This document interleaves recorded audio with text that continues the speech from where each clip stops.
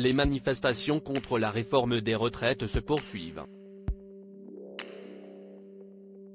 Ce 24 mars sur Twitter, Pierre-Jean Chalancon a partagé une photo de la rue Saint-Marc à Paris qui est jonchée d'ordures.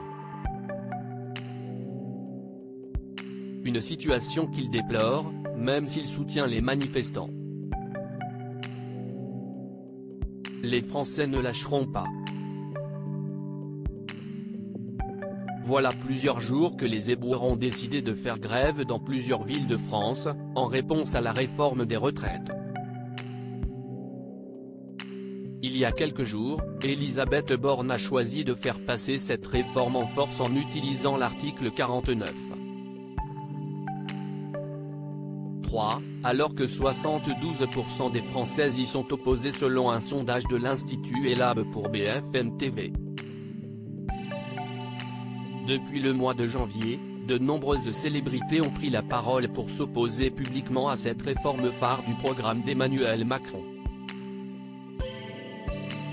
De Audrey Fleurot à Camille Cotin, en passant par Philippe Catherine, Camélia Jordana ou encore Michel Hazanavicius, pas moins de 300 personnalités du monde de la culture ont signé une lettre ouverte au président de la République, dans les colonnes de Libération, pour affirmer leur stricte opposition à la réforme et soutenir les manifestants. Pour se faire entendre, plusieurs contestataires ont décidé de mettre le feu aux voitures, palettes en bois et poubelles qui jonchent les rues de Paris depuis le 6 mars 2023. Témoin d'une de ces scènes, Pierre-Jean Chalancon a pris la parole sur BFM Télévision le 24 mars et a interpellé Anne Hidalgo.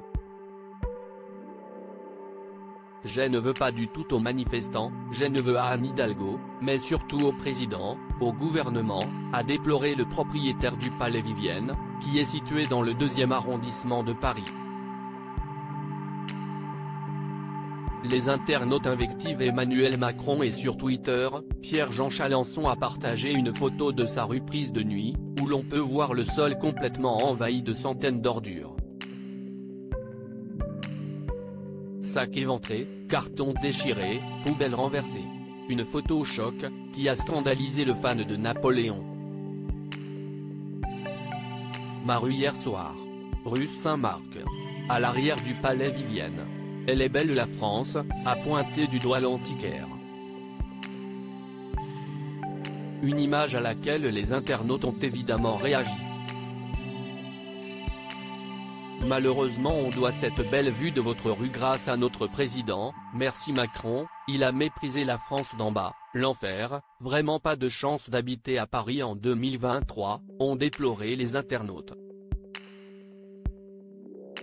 Paris, capitale du glamour.